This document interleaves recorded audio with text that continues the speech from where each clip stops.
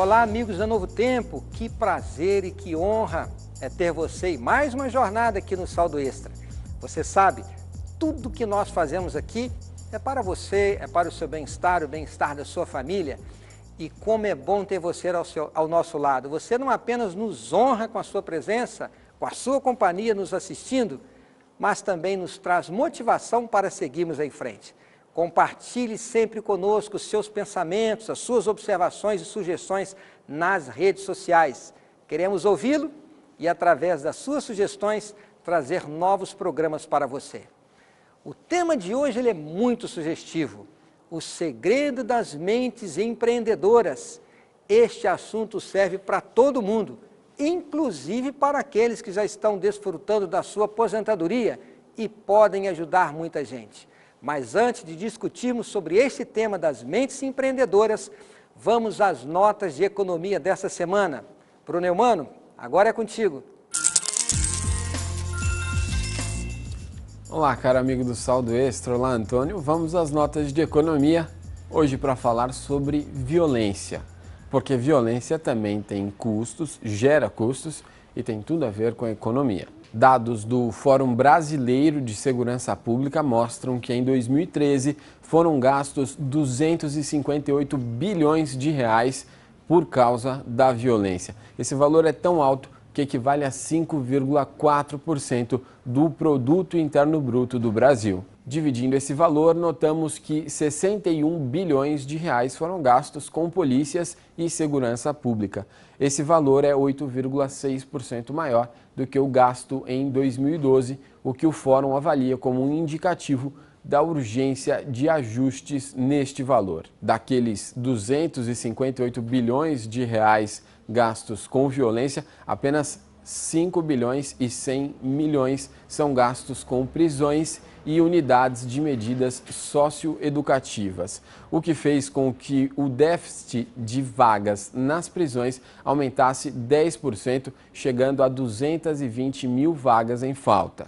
Outros 192 bilhões de reais são dos chamados custos sociais da violência.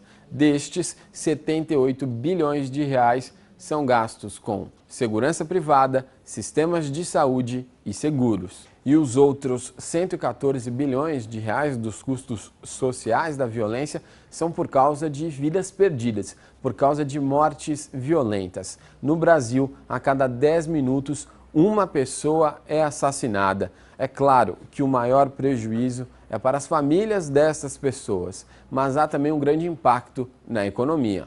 Enquanto isso, o país investe 1,26% do PIB em segurança pública. É um número diferente dos gastos com segurança pública, que equivalem a 5,4%.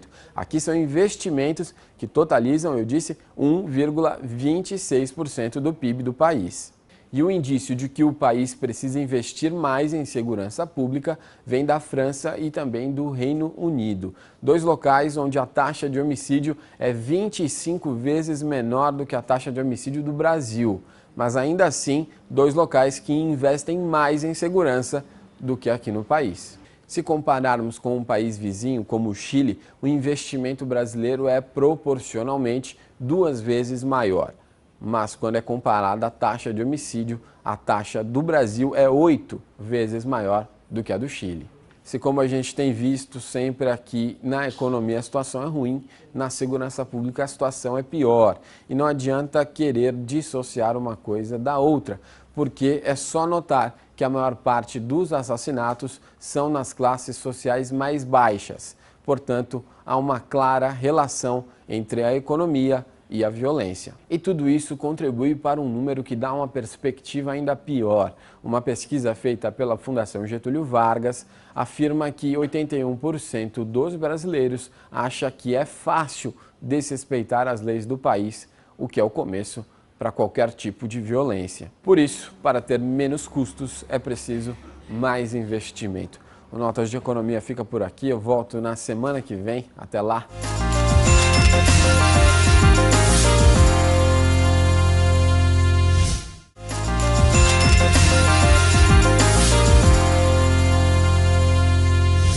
Amigos e amigas, vamos ao nosso tema de hoje, o segredo das mentes empreendedoras.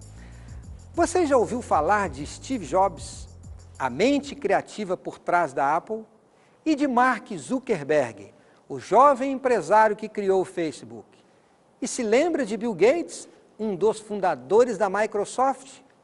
Todos eles foram ou são mundialmente conhecidos não só pelo seu bom desempenho nos negócios, mas por se tornarem grandes ícones do empreendedorismo.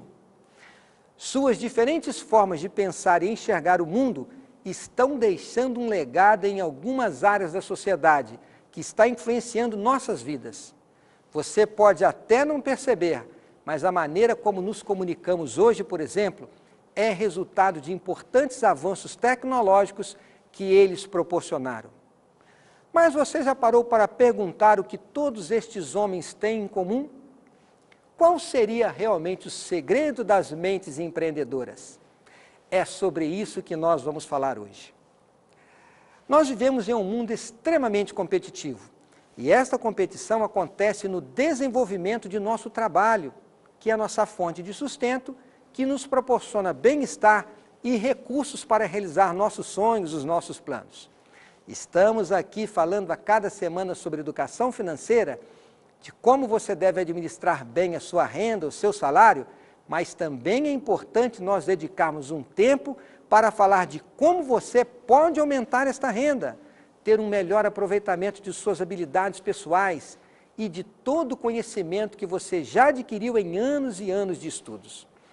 É nesta hora que entra uma palavra que pode fazer toda a diferença em sua vida, a palavra empreendedor. Ser um empreendedor não é apenas montar um negócio próprio. Devemos ser empreendedores mesmo que tenhamos um vínculo empregatício, ou seja, que sejamos um empregado, pois alcançar promoções e atingir postos mais elevados na nossa carreira profissional dependerão muito de como desempenhamos nossas atividades. Se tivermos um espírito empreendedor, esteja certo, as oportunidades vão se multiplicar. Portanto, vamos agora avaliar então o que existe de diferente na vida dos empreendedores, ou melhor, como funciona uma mente empreendedora. E quero começar a nossa boa conversa com uma pergunta. O que você faria para ganhar dinheiro se tivesse apenas R$10 e em apenas 2 horas? Que pergunta difícil, não é mesmo? A professora Tina Sealing, diretora executiva dos programas de empreendimento tecnológico da Stanford University e autora do livro Se Eu Soubesse aos 20, fez a mesma pergunta para seus alunos. Ela chamou o exercício de Desafio dos $5, que hoje é um pouco mais do que R$10. A tarefa funcionava da seguinte maneira: cada uma das 14 equipes que participavam da disciplina recebeu um envelope com $5. Essa quantidade representava o investimento inicial. Elas poderiam gastar o tempo que fosse necessário, planejando o que fariam, mas depois que o envelope fosse aberto, teriam apenas 2 horas para arrecadar a maior quantia possível de dinheiro. No final da atividade, teriam 3 minutos para apresentar uma explicação do que tinham feito e de quanto havia sido o retorno financeiro. Tina conta em seu livro que quando faz a pergunta do desafio dos $5 às pessoas, muitas vezes escuta respostas como: eu compraria bilhetes de loteria, ou eu usaria os $5 para comprar material necessário para improvisar um lava-rápido ou uma barraquinha de limonada. Mas será que essas duas opções representam realmente as boas escolhas? Bom, vamos avaliar cada uma delas. A primeira não parece ser muito sensata. A compra de bilhete de loteria representa um risco muito grande em troca de uma pequena possibilidade de ganhar a tão sonhada recompensa lotérica. Já no caso do Lava Rápido ou da barraquinha de limonada, até que não é uma má ideia se você quer ganhar alguns trocados em poucas horas, não é verdade? Mas a pergunta é, o que uma pessoa de mente empreendedora faria? O exercício passado pela professora Tina tinha justamente o objetivo de encorajar seus alunos a pensarem como empreendedores. E o resultado do desafio foi surpreendente. As equipes que tiveram o melhor desempenho nem chegaram a usar os $5 que receberam de investimento inicial. É isso mesmo, os grupos que mais ganharam dinheiro não gastaram o investimento inicial. Eles perceberam algo muito importante durante o processo, que focar no dinheiro poderia limitar muito o problema e, consequentemente, a solução. Por isso, eles se concentraram em descobrir como fariam para ganhar dinheiro saindo do zero. E olha, o resultado dessa tarefa foi incrível. A equipe vencedora ganhou mais de $600 em menos de 2 horas.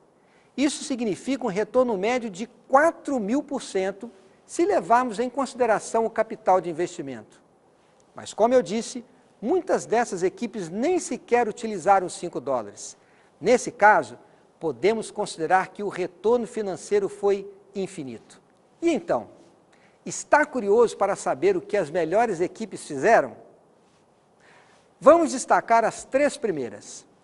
Uma delas percebeu que havia um inconveniente muito comum nas cidades universitárias.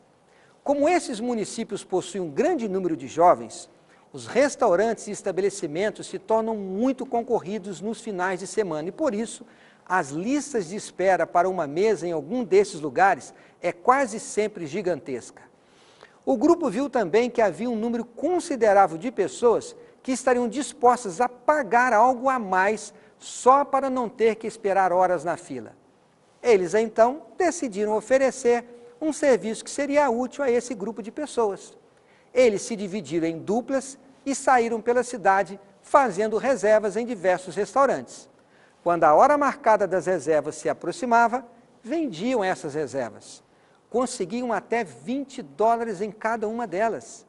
Durante o processo, eles notaram que as mulheres se saíam melhor nas vendas do que os homens. Por isso, o grupo se reorganizou, deixando os homens responsáveis por fazer as reservas e as mulheres por revendê-las. Isso fez com que vendas melhorassem consideravelmente. Já uma outra equipe organizou algo ainda mais simples e curioso.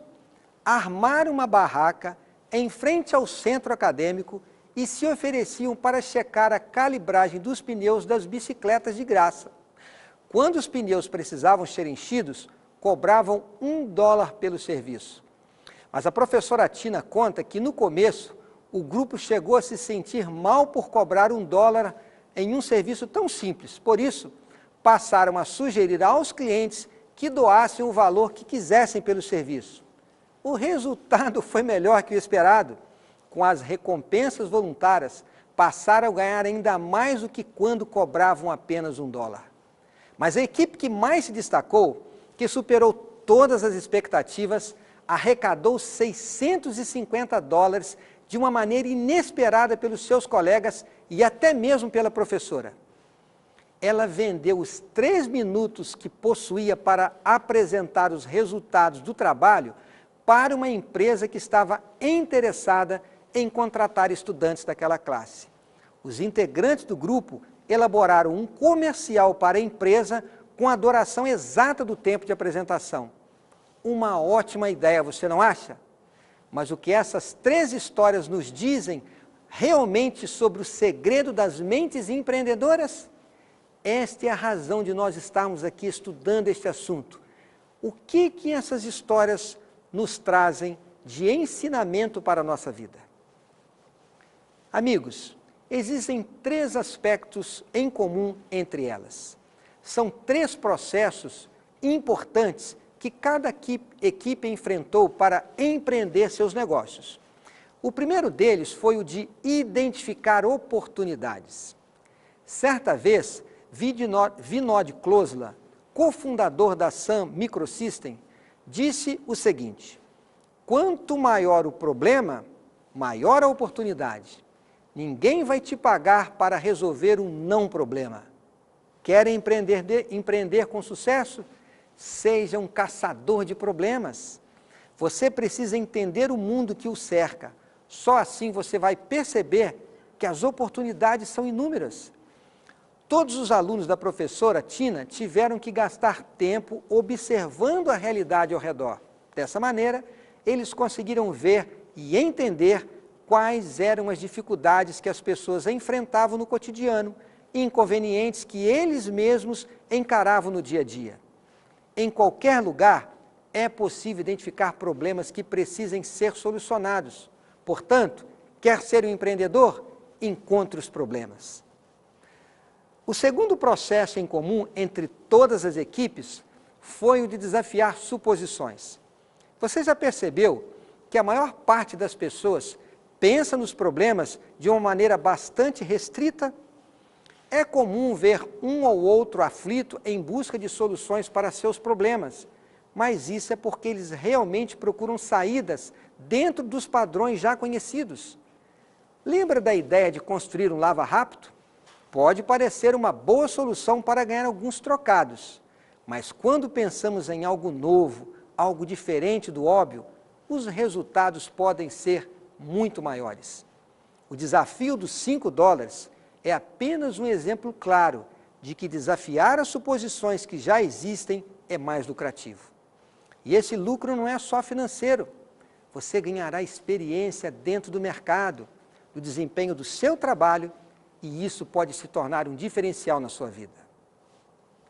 E o terceiro processo que queremos destacar é aquilo que chamamos de usar a criatividade. Ser criativo te permite ser inovador. Você já deve ter percebido que as grandes mentes empreendedoras estão constantemente inovando?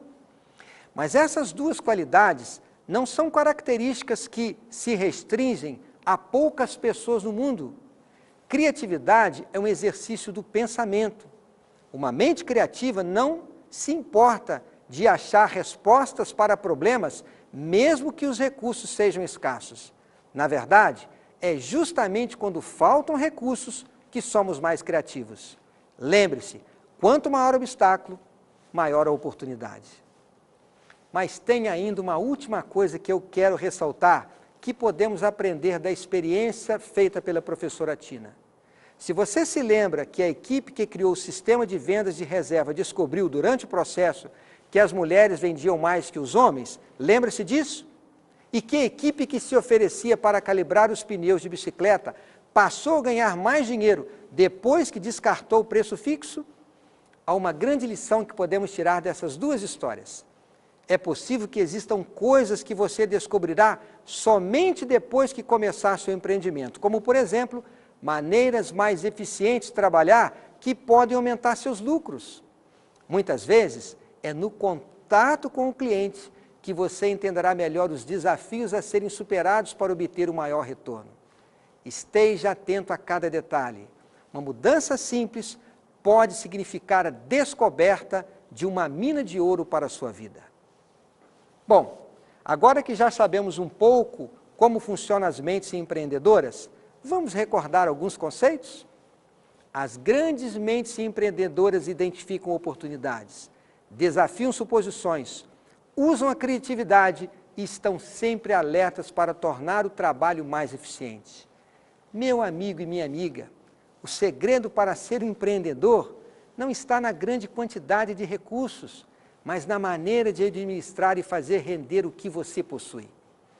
Quer saber por que incentivamos as pessoas a desenvolverem seu lado empreendedor?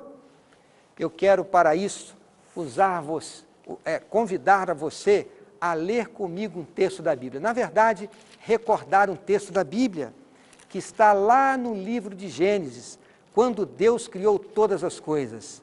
Vamos recordar que Ele também criou o homem. Notem o que ele diz no verso 26. A palavra de Deus diz assim: façamos o homem à nossa imagem, conforme a nossa semelhança. Tenha ele domínio sobre os peixes do mar, sobre as aves do céu, sobre os animais domésticos, sobre toda a terra e sobre todos os répteis que rastejam pela terra. Notem que Deus, ao criar o homem, Ele fez a sua imagem e semelhança. Deus é o Criador de todas as coisas. Deus, Ele tem um plano para a sua vida e Deus quer que você desenvolva esta criatividade que Ele usou quando criou o mundo. Se você é semelhança de Deus, você tem um pouco desse poder criador. Deus colocou isso no seu coração também. Por isto, meu amigo e minha amiga, não se esqueça de que Deus dotou você de inteligência, capacidade criativa e poder de gerenciamento. Por isso, quando exercemos esses dons que vêm de Deus, demonstramos de quem somos filhos e de quem herdamos essas habilidades. Deus estimula assim o nosso desenvolvimento físico, espiritual e intelectual. Ele quer que usemos nossas aptidões com o máximo de proveito. Esta é uma forma de valorizar esses dons que Ele nos deu e de reconhecer que somos o que somos graças aos talentos que recebemos de presente do nosso Deus. Quando nos destacamos pelas nossas habilidades, podemos mostrar aos outros que, na verdade, toda a glória vem de Deus. Toda recompensa nesta terra requer de nós certo esforço. Ainda no primeiro livro da Bíblia, lá no início, Deus diz no capítulo 3, no verso 19, e do suor do teu rosto comerás o teu pão. Muitas vezes, sair do óbvio significa sair da zona de conforto. No entanto, isso pode trazer resultados muito satisfatórios. Por isso, desenvolva sua inteligência, seu poder criativo para desafiar as suposições que já são conhecidas por todos. Inove e não desanime diante dos desafios que aparecerão. Eles podem ser, na verdade, grandes oportunidades que Deus está colocando no seu caminho para que você se destaque, para que você mostre o seu valor, para que você construa uma vida digna que vai fazer bem para você em todos os aspectos e também na sua vida material. Mas eu quero aqui terminar com outro texto da Bíblia. Está no livro de Salmos. Na verdade, é o Salmo 27. E eu quero que você atente para este texto, porque ele vai fazer a diferença também quando se falar em construir carreira, em ser um empreendedor. É o verso 11 do Salmo 27.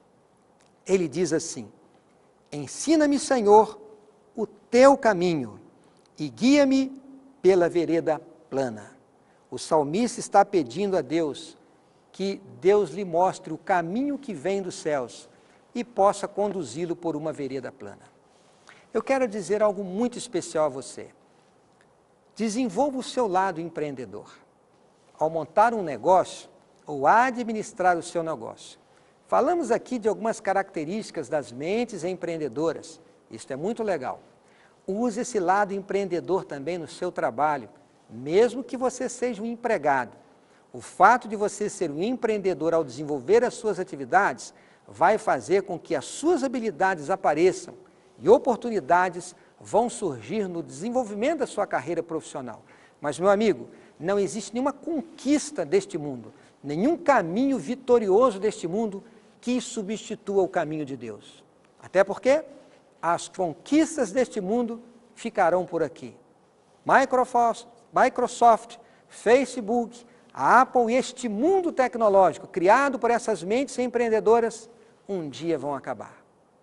Nós temos que ter a consciência que existe um caminho melhor do que os caminhos traçados pelo homem. É aquele caminho que nos conduz à eternidade. Não esqueça de pedir a Deus que mostre esse caminho na sua vida. E você vai encontrá-lo ao se relacionar com Ele, pela oração e pelo estudo da Bíblia. E o salmista também pediu que Deus não apenas deveria mostrar o caminho, mas que Deus deveria dar uma vereda plana na vida dele. Esta vereda plana não quer dizer que não existirão obstáculos, mas é que Deus estará ao seu lado para superá-los. Fica aqui o nosso conselho, de que você se relacione com o seu Deus e Ele vai te dar a bênção que você precisa. Muito obrigado pela sua audiência e nos vemos aqui na próxima semana no seu programa das boas notícias financeiras, o seu programa Saldo Extra. Um grande abraço e até lá.